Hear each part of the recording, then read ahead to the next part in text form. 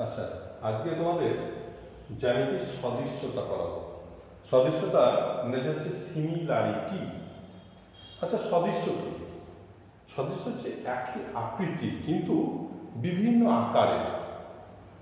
সে দুটো বস্তু হতে পারে, জ্যামিতিক চিত্র হতে পারে, কোনো ছবি হতে পারে, যাই হোক না কেন তাদের আকারটা অর্থাৎ শেপ সমান হবে, কিন্তু আকৃতি সমান হবে, কিন্তু আকারটা বিভিন্ন। আকার ছোট বড়, হ্যাঁ, সাইজ। আকার মানে হচ্ছে সাইজ, হ্যাঁ, সাইজটা আলাদা আলাদা কিন্তু আকৃতি এক। সেটা হচ্ছে সদৃশ্য বা সিমিলার। যেমন সকল বৃত্তই সদৃশ্য, বৃত্তের ব্যাসার্ধ আলাদা আলাদা কিন্তু সে বৃত্ত গোলই হবে।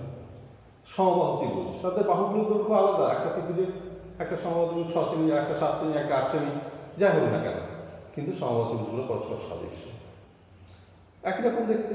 বা বর্গক্ষেত্র একই রকম দেখতে। আচ্ছা, আমরা দুটো যদি সর্বসমচিত্র পাই তাহলে কি তারা সদৃশ্য হবে? অবশ্যই তারা সদৃশ্য হবে, কারণ সর্বসমচিত্র সবসময় আকার এবং আকৃতি সমান হবে, তাই সর্বসমচিত্রগুলো সদৃশ্য। কিন্তু বিপরীত পক্ষে সদৃশ্য চিত্র কখনোই সবসময় হবে না, কারণ সদৃশ্য বলাই হলো আকৃতি এক কিন্তু আকার বিভিন্ন। ঠিক আছে, এরপর আমাদের জানতে হবে যে সদৃশ্য কি, বহুভুজের সদৃশ্য কাকে বলা হয়। একই সংখ্যক বাহু বিশিষ্ট বহুভুজ সদৃশ্য হবে তখনই যখন তাদের অনুরূপ বাহুগুলো সমানুপাতি হবে, অর্থাৎ তাদের অনুরূপ বাহুগুলোর অনুপাত সমান হবে এবং তাদের অনুরূপ কোণের পরিমাণগুলো সমান হবে। তাহলে কি বললাম? দুটো বহুভুজ বা অসংখ্য বহুভুজ একই বাহু সংখ্যা বিশিষ্ট, তারা সদৃশ্য হবে তখনই যখন তাদের অনুরূপ বাহুগুলোর অনুপাত সমান হবে, অর্থাৎ সমানুপাতি হবে, এবং তাদের অনুরূপ কোণগুলোর পরিমাপ সমান হবে। আচ্ছা, এই যে অনুরূপ কোণগুলো যদি সমান হয় সেই বহুভুজকে কি বলবো? না, অনুরূপ কোণগুলো যদি সমান হয় তাহলে সেই বহুভুজকে বলবো সদৃশ্য কোণী বহুভুজ। এরপর আসছি যে এই যে সদৃশ্য নিয়ে প্রথম যে বিজ্ঞানী, যে গণিতজ্ঞ বলেছিলেন তার নাম হচ্ছে থ্যালাস। এই গ্রিক গণিতজ্ঞ থ্যালাসের একটা সত্য আছে সদৃশ্য কোণিত ত্রিভুজ সম্পর্কে। সে সত্যটা কি? না, সদৃশ্য কোণ ত্রিভুজের অনুরূপ বাহুগুলো সমানুপাতি হবে। এটা ছিল এই থ্যালাসের একটা সত্য। এবার থ্যালাস এই সদৃশ্যতা একটা উপপাদ্য তিনি লিখেছিলেন, যেটাকে বলা হয় থ্যালাসের উপপাদ্য বা বেসিক প্রপোর্শনালিটি থিওরেম বা বেসিক প্রপোর্শনালিটি উপপাদ্য। কি সেই উপপাদ্যটা? না, যে কোনো ত্রিভুজের কোনো বাহু সমান্তরাল সরলরেখা অপর দুটো বাহুকে সমানুপাতে ভাগ করে। একটা ত্রিভুজ তার যে কোনো বাহু সমান্তরাল সরলরেখা অপর দুটো বাহুকে বা ওই দুটো বাহুকে বর্ধিত করলে যে অনুপাত হবে সেই অনুপাতগুলো সমান হবে বা তারা সমানুপাতি হবে। যেমন দেখো, এই যে এবিসি একটা ত্রিভুজ, এই বিসি বা ডিটা হচ্ছে বিসির সঙ্গে সমান্তরাল, তাহলে এডি আর বিডির অনুপাত আর এই আর ইসির অনুপাত সমান হবে, অর্থাৎ এডি সমান বিডি, এবি সমান ইসি, তাহলে এরা সমানুপাতি। আমি যেটা বলছিলাম বাহুকে বর্ধিত করলে, যেমন দেখো এই এবিসি ত্রিভুজের ক্ষেত্রে ডিটা বিসি সমান্তরাল কিন্তু ত্রিভুজের মধ্যে নেই, বাইরে, তাহলে কি হলো? আমরা এটা যোগ করলাম, ঠিক আছে, তাহলে যে বাড়ালাম, এবিকে বাড়ালাম, এসিকেও বাড়ালাম, তার ফলে এডি ইস টু ডিবি আর এই ইস টু ইসি সমান হবে। আবার ধরো এই ত্রিভুজ এবিসি, এইখানে ডিবিটা সমান্তরাল, এখানে এবি বাড়ালাম, এখানে বিসি বাড়ালাম, তাহলে এখানেও তাই এডি ইস টু ডিবি সমান এ ইস টু এসি হবে। তাহলে খালাসের উপপাদ্যটা কি ছিল? যে কোনো ত্রিভুজের কোনো বাহুর সমান্তরাল সরলরেখা অপর দুটো বাহুকে বা অপর দুটো বর্ধিত বাহুকে সমান অনুপাতে ভাগ করে। আচ্ছা, বিপরীত উপপাদ্যটা যে আগে যেটা করালাম ঠিক বিপরীত। কোনো সরলরেখা, আগেরটা করেছিলাম যে কোনো ত্রিভুজের যে কোনো সরলরেখা তার বাহুকে, যে কোনো ত্রিভুজের কোনো একটা বাহুর সমান্তরাল সরলরেখা তাদের অপর দুটো বাহুকে বা তাদের বর্ধিত বাহুকে সমানুপাতে ভাগ করে। ঠিক বিপরীতটা, কোনো সরলরেখা যে কোনো ত্রিভুজের দুটি বাহুকে বা তাদের বর্ধিত বাহুকে যদি সমান অনুপাতে ভাগ করে বা সমানুপাতে ভাগ করে তাহলে তা তৃতীয় বাহুর সমান্তরাল হবে। এই যে উপপাদ্যগুলো আমি বলছি এগুলো মনে রাখতে হবে, কারণ প্রয়োগ বা ছোটখাটো অঙ্কর জন্য কাজে লাগবে। আর একটা জিনিস মনে রাখতে হবে যে একটা ত্রিভুজে কোনো একটা কোণের অন্তঃসমদ্বিখণ্ড বা বহিঃসমদ্বিখণ্ড ওই কোণের বিপরীত বাহুকে অন্তঃসমদ্বিখণ্ড করলে অন্তঃস্থ হবে, বহিঃসমদ্বিখণ্ড করলে বহিঃস্থ হবে। কি করবে? ওই কোণের যে ধারক বাহু দুটো তাদের অনুপাতে ভাগ করবে। অর্থাৎ এখানে দেখো ত্রিভুজটা এঁকেছিলাম এবিসি, এই পিএসি কোণের অন্তর্দ্বিখণ্ড করছে এডি, এটা বিসি বাহুকে এবি ইস্টু এসি অনুপাতে ভাগ করবে। অর্থাৎ বিডি ইস্টু ডিসি সমান এবি এসি হবে। ঠিক আছে? আচ্ছা, বহির দ্বিখণ্ড বা বহিঃসমদ্বিখণ্ড করলে একই হতো, সেটা কি হতো? বহিস্থভাবে অনুপাতে ভাগ করতো। কার অনুপাতে? কোন দুটোর যে দুটো বাহু দিয়ে ধারণ করেছে তাদের অনুপাতে।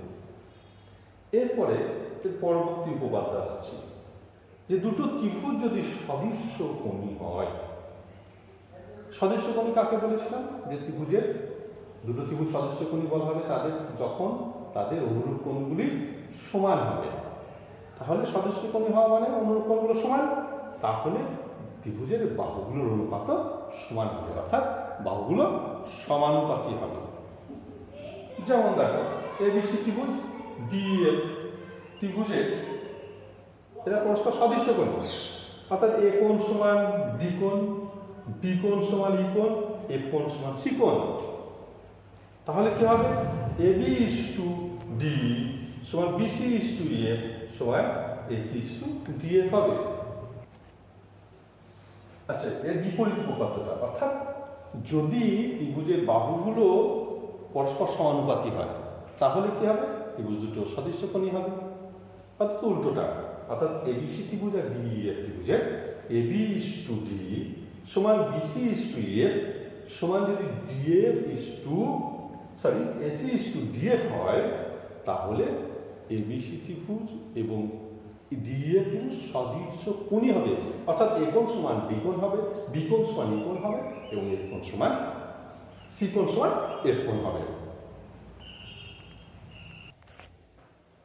আচ্ছা, এরপরে আর একটা উপপাদ্য আছে, এটাও মনে রাখতে হবে যে দুটো ত্রিভুজের একটির একটি কোণ এবং অপরটির একটি কোণ যদি সমান হয়, অর্থাৎ এই এবিসি ত্রিভুজের এ কোণটা এবং ডিএফ ত্রিভুজের ডি কোণটা, এই কোণ দুটো যদি সমান হয় এবং কোণগুলো ধারক বাহু, অর্থাৎ এ কোণের ধারক বাহু হচ্ছে এবি আর এসি, আর ডি কোণের ধারক বাহু হচ্ছে ডি আর ডিএফ, এরা যদি সমানুপাতি হয় তাহলে ত্রিভুজ দুটো সদৃশ্য হবে।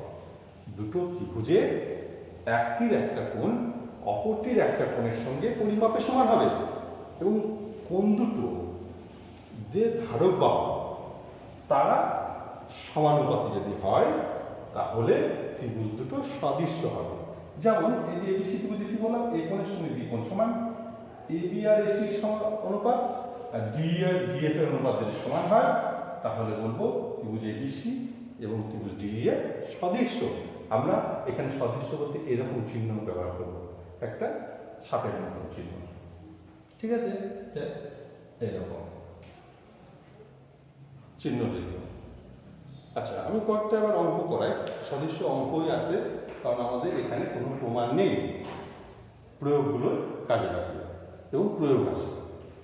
অঙ্কটা দেখো 8.2 প্রশ্নমালার একের দাগের অঙ্কটা কি ছিল অঙ্কটা? আচ্ছা, হ্যাঁ, এবিসি ত্রিভুজে বিসি বাহু সমান্তরাল হচ্ছে পিকিউ,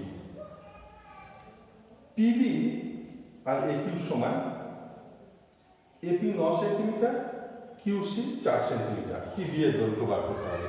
তাহলে যেহেতু পিকিউ বিসির সঙ্গে সমান্তরাল, তাহলে এপি ইস টু পিবি সমান এপি ইস টু কিউসি হবে, AP is to PB AP is to QC, এপির মান বসিয়ে দিলাম, পিবি পিবি থাকলো, একিউ সমান পিবি বসিয়ে দিলাম, কিউসি সমান 4, তাহলে কোন এখন লিখব পিবি স্কয়ার সমান 4 9 36, পিবি সমান √6 মানে 6 সেন্টিমিটার হয়ে গেল।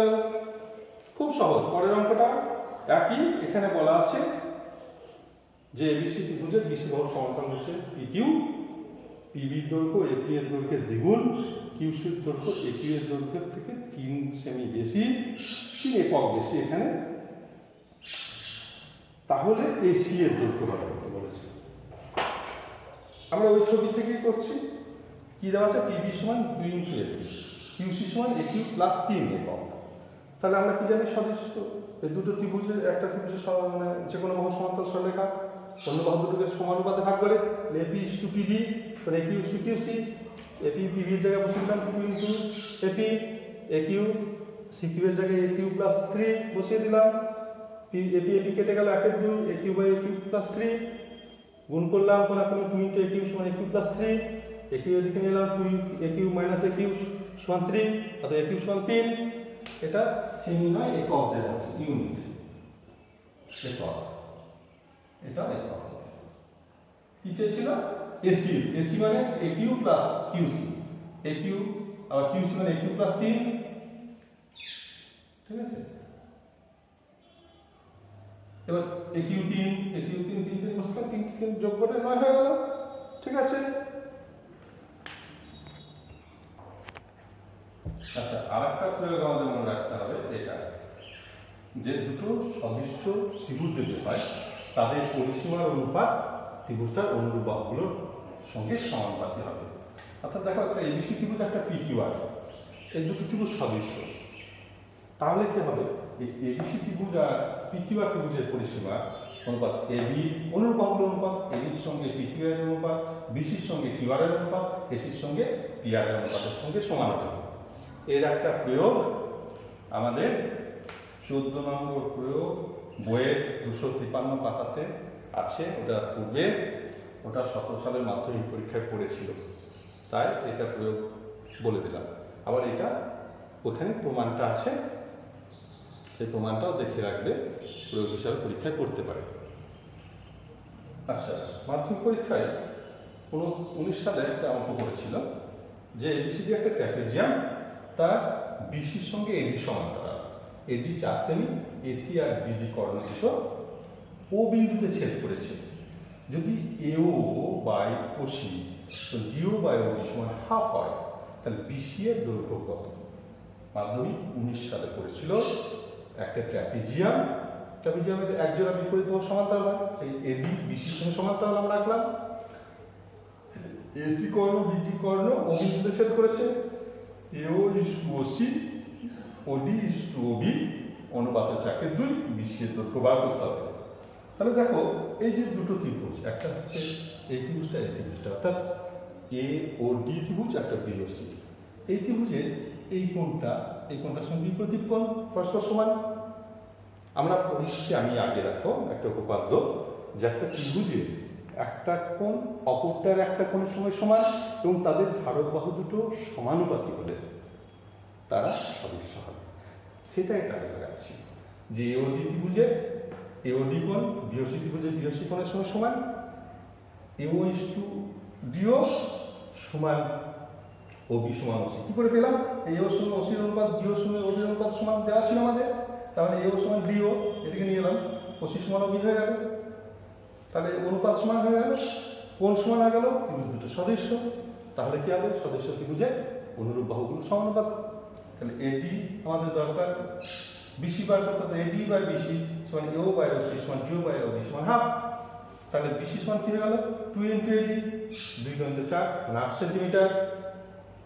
আজকে সদৃশ্য সম্বন্ধে এটুকুই থাকলো, এরপরে নেক্সট উপপাদ্য আমি পড়াবো পরের দিন।